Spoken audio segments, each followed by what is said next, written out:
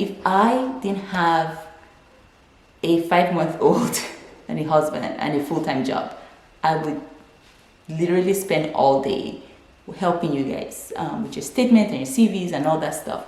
But I can't, or else I'm gonna go crazy. So just use my videos as a resource and check the links I provide for you guys. And if you have questions, put them down in the comments, and I always respond to questions. I always do. So ask me questions, comment, you know, whatever, and let's chat, okay?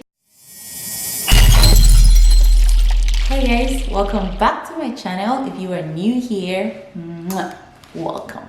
Thank you for coming. Please subscribe. All right, so we are talking about the two major types of funding for your graduate school. Number one, university funding. Number two, outside university funding. So like non-university funding, okay? So if you are able to secure funding from your university, your potential university, or your current university, if you don't have one yet, what they typically do is waive your tuition. So you end up paying fees. They can waive your tuition and fees, and then they give you a stipend. And in exchange, you help to grade for a professor, so you're a teaching assistant, or you work on a research project, meaning you're a research assistant. So that's pretty much what funding from your university looks like. So if you are outside the US now, looking for funding, looking to come into graduate school here, or if you're here looking to get into graduate school, email the graduate academic advisor of the department you're interested in and ask about graduate funding opportunities. They typically have a ton of opportunities, like especially for doctoral students, you'll get funded. Just email and ask professors. Look, don't be shy, don't be scared. Email people and kindly ask about funding. This is your future you're thinking about, right? This is your future you're planning.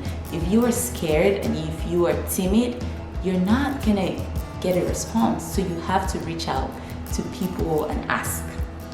Cool? All right, so that's university funded scholarship. That's always the scholarship I advise people to go for first, to apply to first. And the second type of scholarships you can get is non-university scholarship. So those scholarships are typically need-based, and typically companies, like big companies that make a lot of money, they offer those scholarships to people from developing countries actually. So if you are watching this and you are in a developing country, or if you are from a developing country, you have an edge, okay? So those scholarships, I have some examples here. There's the Fulbright scholarship awarded by the US government. I don't know how easy it is to get that one these days, because you know why. But there are people who have gotten those scholarships. They're very competitive, but you can apply to those. And then there's some examples are like the Schlumberger Foundation for Faculty for the Future Foundation. I have my notes here. So the Schlumberger scholarship is great. I think they give a lot of money per year. And it's for women in STEM, women in sciences, technology, engineering, and math. So if you are a woman and you are in STEM watching this, get your pen and paper and take notes. If you're a guy, get your pen and paper and take notes as well, because you are gonna be very, very, very competitive. What you guys don't realize is that a lot of Westerners, like Americans, Canadians, all that, a lot of them do not like to go into STEM, so science, technology, engineering, and math. A lot of them don't like to go into those fields, right? So if you are a foreigner and you're coming in to study those kind of courses, you have a very high chance of getting funded, or you have a very high chance of getting funded outside the university and even within the university, because those departments have a lot of money compared to other like departments in like arts and social sciences. Okay, so think about that. There's the American Association of University Women. Those give funding of up to $30,000, right? That's amazing. And all the links will be in the description box. Websites.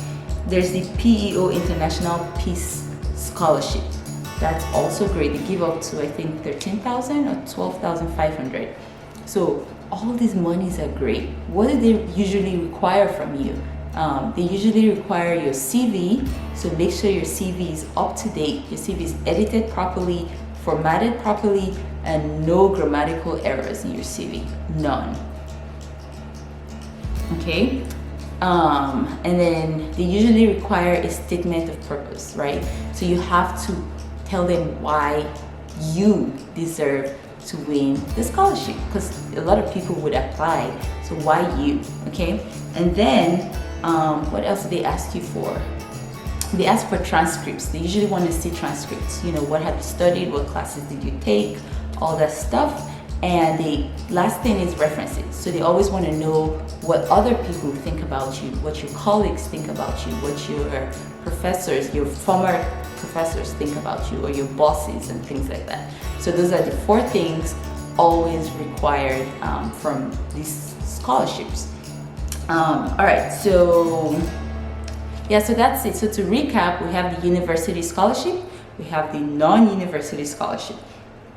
Again, email, if you have a school that you're interested in, if you have a department you're interested in, email the academic advisor of that department, check out some professors in the department and email them, ask them if they have any opportunities for you, if they have any research grants, if they have any projects. So email these people and ask. Like when I get emails from students, from random people, I always try to respond, and I always refer them to the academic advisor in my department, because we typically have funding. We actually have more funding than we have students.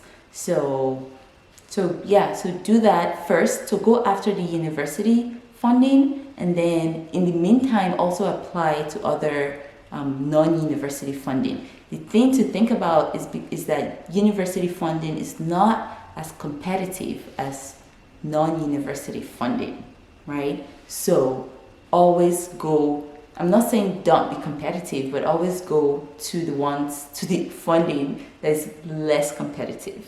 Okay, all right, well, thank you for watching, and go down to the description box and click on the links I've provided, and yeah, and get applying for scholarships. And if I can help you guys in any way, my DM on my Twitter is open. So DM, I can't respond to everyone obviously, but if there's some of you watching now that I'm helping, so yeah, so DM me and maybe I'll just open your message, and I would love to help you guys. Honestly, if I didn't have a 5-month-old and a husband and a full-time job, I would literally spend all day helping you guys with your statement and your CVs and all that stuff.